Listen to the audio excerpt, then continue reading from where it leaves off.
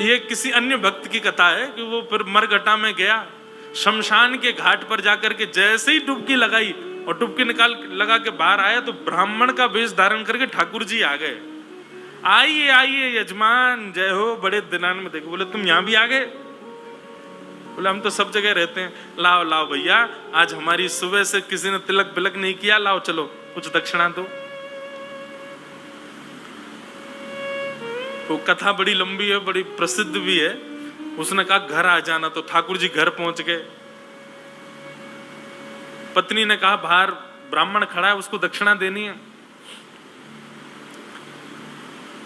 कंजूस व्यक्ति बोले उनसे कह दो आज बीमार हैं, कल आ जाएगा।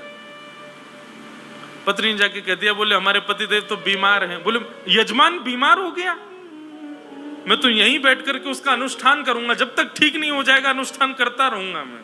ठाकुर जी भारी जपमाला लेकर के बैठ गए। पत्नी ने अंदर जाके बताया, बोले वो तो बाहर अनुष्ठान कर रहे हैं, तुम ठीक हो जाओ तब जाएंगे। मन में विचार करने लगा, बोले जाएगा नहीं। सुनो, बाहर जाके उसको कह दो पतिदेव तो पधार गए, भगवत धाम चले गए। पत्नी बोली 1 रुपया ही तो देना है, दे दो जाके। बोले क्यों दे दो, तुमको क्या पता कितनी मेहनत से कमाया जाता है, मना कर दो, कह दो पधार गए वो तो। पत्नी बेचारी थोड़ी रोती रोती सी गई, बोले आप अब चले जाओ, पतिदेव तो पधार गए। ठाकुर जी बाहर ब्राह्मण बन के बैठे। ठाकुर जी बोले मेरे यजमान पधार गए, अंतिम संस्कार मैं करा के जाऊंगा, मेरे यजमान है, उनकी शव यात्रा में जाऊंगा, उनकी अर्थी मैं बनवाऊंगा, चिता में लकड़ियां मैं लगवाऊंगा, अपने हाथ से अपने हाथ से एक एक लकड़ी रखवाऊंगा, और मैं वेद मंत्र बोलूंगा, मेरे मंत्रों के उच्चारण से उनके अग्नि संस्कार होगा। मुझे नहीं चाहिए दक्षिणा, आप मत देना मुझको, अब मैं मुफ्त में उनका संस्कार करा के जाऊंगा। पत्नी दौड़ी दौड़ी गई, बोले 1 रुपया निकाल के दे दो, वो तो संस्कार कराने को तैयार है तुम्हारे।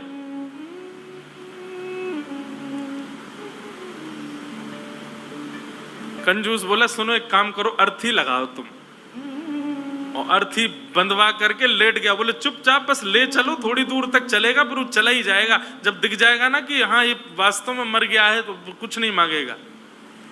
महाराज अर्थी पर चढ़ गया, राम नाम सत्य बुलवाता हुआ जा रहा है शमशान, लेकिन 1 रुपया नहीं दे रहा है। ठाकुर जी भी चल रहे, बोले तू ढीठ है, मैं महा ढीठ हूं, मैं भी लेके ही जाऊंगा। शमशान पहुंच गए, वहां पर चिता बन गई, चिता में शव को रख दिया। उसका छोटा बच्चा वो अपने पिता के पास जाके, पिताजी दे दीजिए ना, वो यहीं खड़ा है, वेद मंत्र बोल रहा है, आपके सारे तो पिंडदान करवा दिए उसने, अब दे दीजिए उसको। बोले तू कुछ मत कर, तू परिक्रमा लगा के चिता में अग्नि लगा, जैसे ही थोड़ी अग्नि प्रज्वलित होगी चला जाएगा, मैं उठ के बाहर आ जाऊंगा। बालक ने जैसी चिता में अग्नि लगाई, चिता जलने लगी। ठाकुर जी के मन में विचार आया, बोले भैया भगत, मैं हारा तू जीता, तू निकल के बाहर आ। तुरंत उसका हाथ पकड़ करके खींचा और ठाकुर जी अपने रूप में प्रकट हो गए। वाह भाई, तेरी कंजूसाई पर हम तेरे पर न्यौछावर हो गए, वाह ऐसी कंजूसाई, ऐसे अद्भुत अद्भुत भक्त हुए ठाकुर जी के। तो ऐसे ही थे ये श्रीनिवास। 6 महीना तक ब्राह्मण को लटकाए रखा, लेकिन उसको पैसा नहीं दिया। लेकिन रोज आकर के बैठ जाएं ठाकुर जी, तो बोले मेरे बेटे का यज्ञोपवीत होना है, कुछ दे दीजिए। श्रीनिवास ने कहा इससे बचने का कोई और उपाय ढूंढना पड़ेगा, और उसने क्या किया, खोटे सिक्के जो कहीं नहीं चलते, खोटे सिक्के, पुराने सिक्के जो जिनका कहीं अस्तित्व नहीं है, जिनको कोई लेता तक नहीं है, उनकी 2 थैलियां बना करके, 2 पोटलियां बना करके रखी, और आज जैसे ही भगवान आए तो दोनों पोटलियां उनके हाथ में थमा दी। बोले ये लो पैसा, तुमने मांगा मैंने दिया, अब कल से मत आना यहां पर। ठाकुर जी तो सब जानते हैं, अंतर्यामी। भगवान ने जैसे ही देखा, कहा बोले ये तो खोटे सिक्के हैं, ये तो कहीं चलेंगे ही नहीं, इनका तो कोई प्रयोग ही नहीं होगा। बोले देखो बात हुई थी धन देने की, धन मैंने दे दिया, अब खोटा दूं अच्छा दूं ये मेरे ऊपर है। तुम मंगता हो, मैं दानी हूं, मैं चाहे जो दूं, तुम मना नहीं कर सकते, लेके जाओ इनको।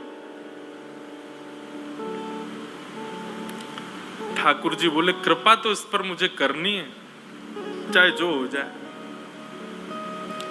ठाकुर जी चुपचाप श्रीनिवास के घर पहुंच गए और घर जाकर के उनको पता था कि पत्नी परम भक्ता है।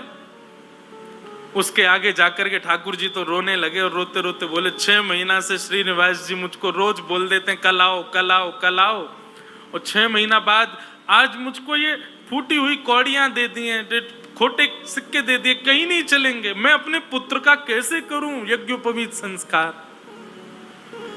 और वो तो परम भक्ता थी, उसका हृदय तो इतना द्रवित हो गया, इतनी व्याकुल हो गई, क्या करूं, मेरे द्वार पर ब्राह्मण देवता मांगने के लिए आए हैं और 6 महीना से परेशान ब्राह्मण देवता हैं। तुरंत दौड़ करके भीतर गई और अपनी अलमारी के अंदर से उनके पिता ने एक सुंदर नासिका में पहनने वाला एक क्या बोलते हैं उसको, नथनी, वो नथनी उनको दी थी जिसकी कीमत हजारों लाखों में थी उस समय पर। मतलब कि अगर उसको बेच दिया जाए तो खूब सारा धन लिया जा सकता था, इतनी महंगी। अंदर तिजोरी के अंदर वो छुपा करके रखी थी श्रीनिवास ने ही। तुरंत वो तिजोरी से निकाल करके और अपनी जो नथनी थी ब्राह्मण देवता को प्रदान कर दी। बोले आप इसको ले जाइए और आप अपने पुत्र का बड़े प्रेम से आनंद से यज्ञोपवीत संस्कार करो। ठाकुर जी तो बड़े प्रसन्न हो गए। ठाकुर जी उस नथनी को लेकर के सीधे श्रीनिवास की दुकान पे ही गए और दुकान पे जाके बोले देखो आपने तो खोटे सिक्के दिए, उनसे तो कोई काम बन नहीं रहा, अब मुझे एक दानी ने एक स्वर्ण की सामग्री दी है, आप उसको गिरवी रख करके मुझे 100 सोने की मोहर दे दो। श्रीनिवास बोला दिखाओ क्या दिया है। तो जैसे ही वो नथनी दी, वो नथनी तो देखते ही वो समझ गया ये तो मेरी पत्नी की है। उसने घुमा घुमा करके देखा और उसने मन में आया, बोले पत्नी है भी ऐसी, बड़ी सीधी है, भोली है, भक्त है, ये जरूर घर जा करके रोया होगा और उसने इसको निकाल, लेकिन उसने मुझसे पूछे बिना दे दी। श्रीनिवास ने कहा ठीक है मैं देता हूं, रुको। भीतर गए और अपनी दुकान की तिजोरी में ले जाकर के वो नथनी श्रीनिवास ने रख दी और बाहर आकर के कहा अभी मुझ पर मोहर नहीं है, आप कल आइए, कल 100 सोने की मोहर लेकर के जाइएगा मुझसे। भगवान बोले कल दे देंगे ना आप? बोले पक्का दूंगा, मैंने आपकी रख ली ना, नथनी अपने पास रख ली, सोने की मोहर कल दूंगा, अभी जाओ। ठाकुर जी तो वहां से चले गए। श्रीनिवास क्रोध में तिलमिलाता हुआ, आंखें लाल पड़ी, चेहरे का ताम्रवर्ण हो गया, घर पहुंचा अपने। घर में जाती चिल्लाने लगा कहां हो, बाहर आओ निकल करके। पत्नी दौड़ी दौड़ी आई, क्या हुआ क्या हुआ? बोले सुनो, तुम्हारे पिता ने जो तुमको नथनी प्रदान की थी बड़ी बहुमूल्य, उसमें बहुत सारे रत्न लगे हैं, बहुत सुंदर एक हीरा लगा, जरा लेके तो आना, मुझे देखनी है वो। अब पत्नी घबराने लगी, बोले वो तो मैंने ब्राह्मण को दे दी और श्रीनिवास अपनी तिजोरी में रख करके आए थे। इधर उधर घूमने लगा और बार बार पूछे कहां है नथनी, जल्दी लेकर के आओ। पत्नी घबरावे, थोड़ी देर में बोला यदि तुम लेकर के नहीं आई तो तुमको जीवित गाड़ दूंगा मैं, तुम्हारी मृत्यु कर दूंगा मैं, जल्दी लेकर के आओ, भीतर जाओ। श्रीनिवास का क्रोध देख करके जो लक्ष्मीबाई उनकी पत्नी थी वो कक्ष के भीतर गई, अंदर से किवाड़ लगा करके खूब रुदन करने लगी, स्मरण करने लगी, हे जगतनाथ, हे प्राणनाथ, मैंने अपराध किया है कि मैंने अपने पति से बिना पूछे घर की सामग्री किसी को दे दी, पर वो किसी दरिद्र व्यक्ति को तो नहीं दी, किसी गलत स्थान पर तो नहीं दी। एक ब्राह्मण बेचारा केवल अपने परिवार का पालन करने के लिए कुछ मांग रहा है, 6 महीने से परेशान था, उसको यदि मैंने दी, इसमें भी आपकी सेवा का भाव रखा मैंने, क्योंकि मैंने सुना है कि ब्राह्मण आपके मुख हैं, कोई ब्राह्मणों की सेवा करता है तो वो आपके मुख की सेवा के समान होता है। मुझसे अपराध तो हो गया है नाथ, लेकिन मैंने तो आपकी सेवा के लिए किया है।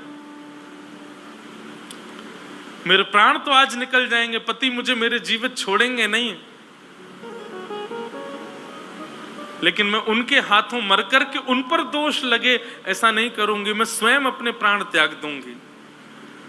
और उन्होंने तभी वहां कक्ष में कुछ ऐसी सामग्री थी, उससे विष लेकर के एक कटोरी में और पीना चाहा, और अंत समय में बस एक भावना रखी, हे मेरे ठाकुर जी, केवल आप उस ब्राह्मण को सुरक्षित रखिएगा, उसके परिवार को सुरक्षित रखिएगा, कहीं ये लड़ते झगड़ते उसके ऊपर आक्षेप ना डाल दें, उसके ऊपर कोई कष्ट ना दे दें, उसके बालक का अच्छे से यज्ञोपवीत संस्कार हो जाए।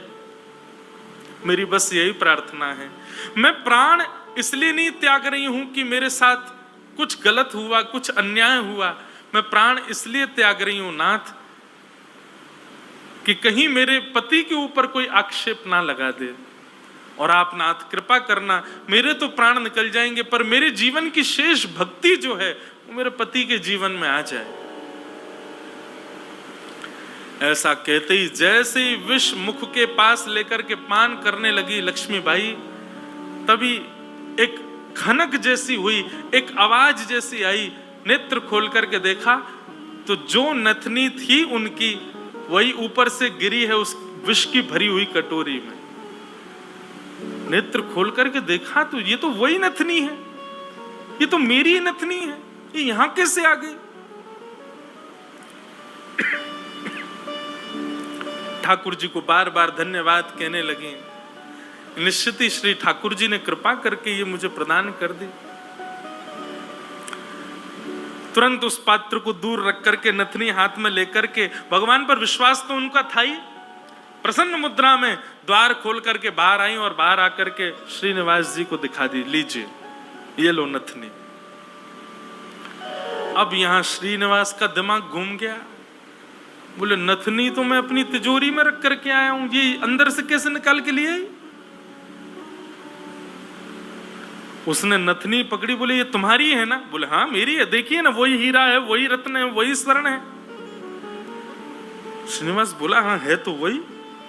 वो कुछ नहीं, बात ही नहीं करी, नथनी लेकर के सीधा अपनी दुकान पर गया और दुकान पर जाकर के तिजोरी जो कि यथावत जैसी ताला आदि लगा के गया, जनेऊ में चाबी फंसा रखी थी, चाबी निकाल करके जैसे ही तिजोरी खोली और तिजोरी खोल करके भीतर देखा तो जिस तिजोरी में नथनी रखी थी वो वहां थी ही नहीं।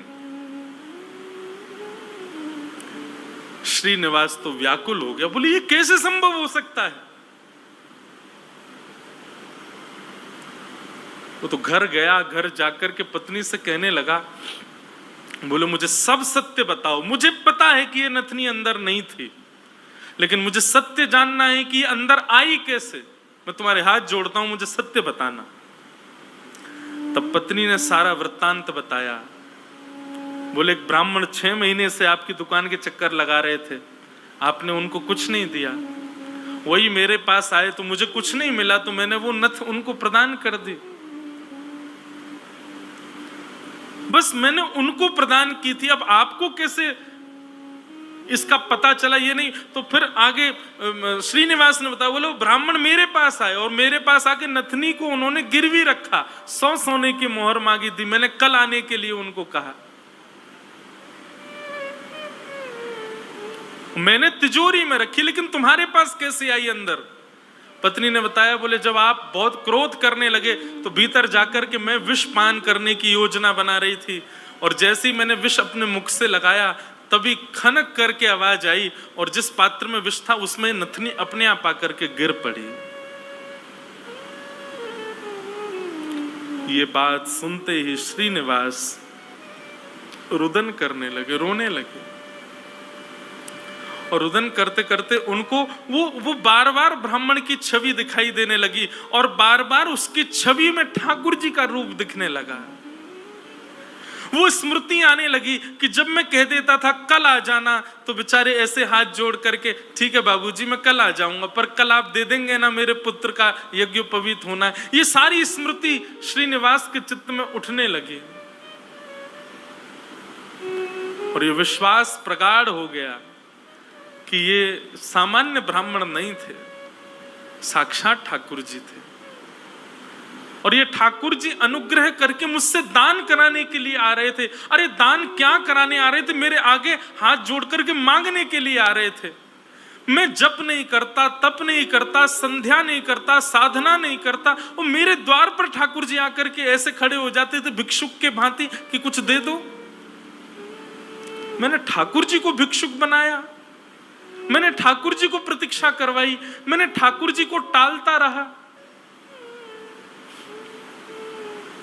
अपनी पत्नी के चरण पकड़ लिए, बोले तुम्हारी भक्ति किस योग्यता है, मैं तो घोर नास्तिक हूं, मैंने तो अपने जीवन में कुछ भी अच्छा नहीं किया।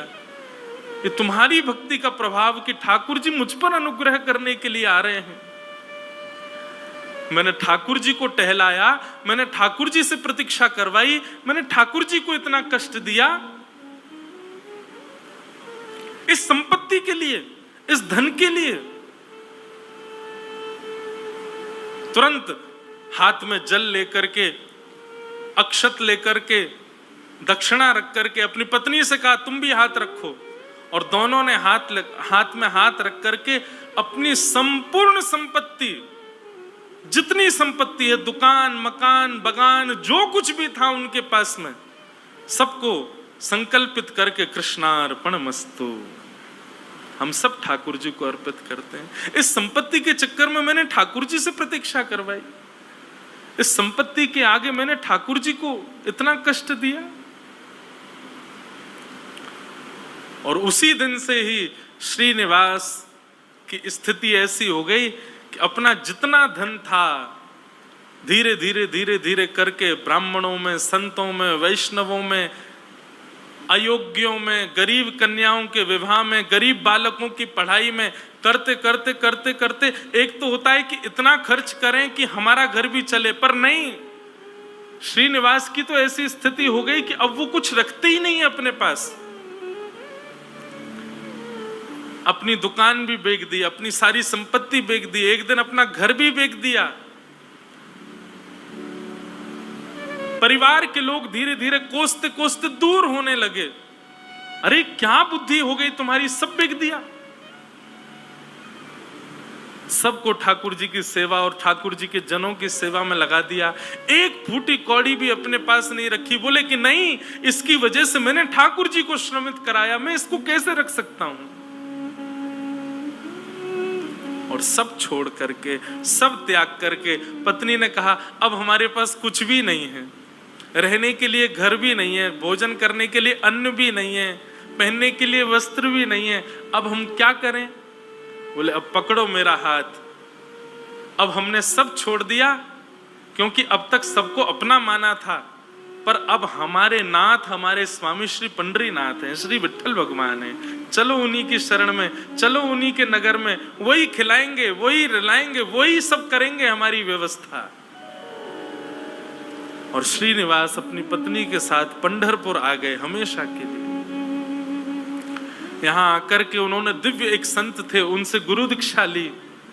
और गुरु दीक्षा लेने के बाद केवल एक ही उनका काम, दिन में जाना और जाकर के श्री पंडरीनाथ भगवान का दर्शन करना और पूरे दिन यहाँ के वैष्णवों का दर्शन, उनकी सेवा करना, यही उनका काम।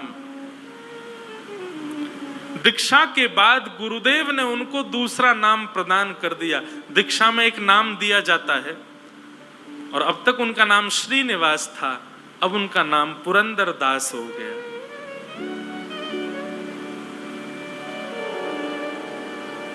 श्री पुरंदर दास चंद्रभागा नदी के तट पर बैठे रहते, दिन भर विठ्ठल विठ्ठल विठ्ठल विठ्ठल विठ्ठल बस चिंतन करते और उस स्वरूप का ध्यान करते जो ब्राह्मण रोज अपने हाथ फैला करके दुकान पर आता था।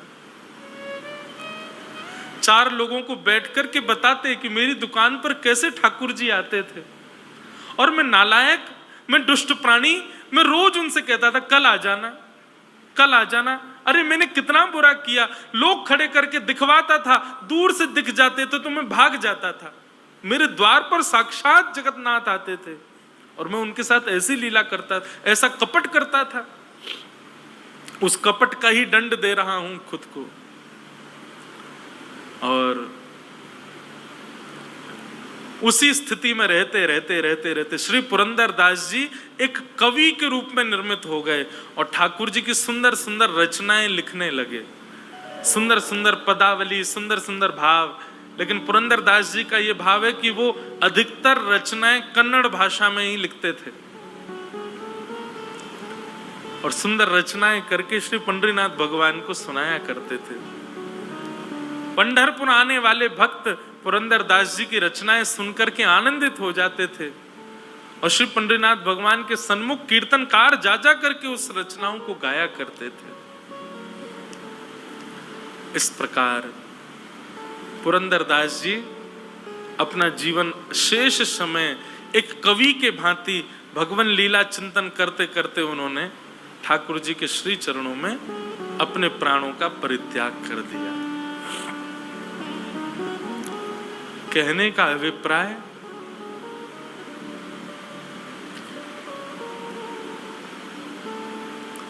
ये देखा जाता है अधिकतर कि घर में यदि माताएं बहनें भक्त स्वरूपा हैं, उनके चित्त में यदि भक्ति है तो उनकी भक्ति का प्रभाव पति पर, पुत्र पर, पिता पर और घर के जो सदस्य हैं उन पर पड़ता है और उन्हीं के भक्ति के प्रभाव से सब सुखी होते हैं।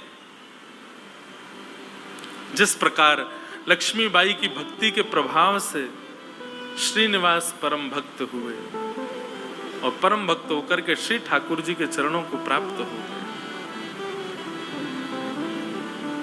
ऐसे श्री पुरंदरदास जी को हम बारंबार प्रणाम करते हैं।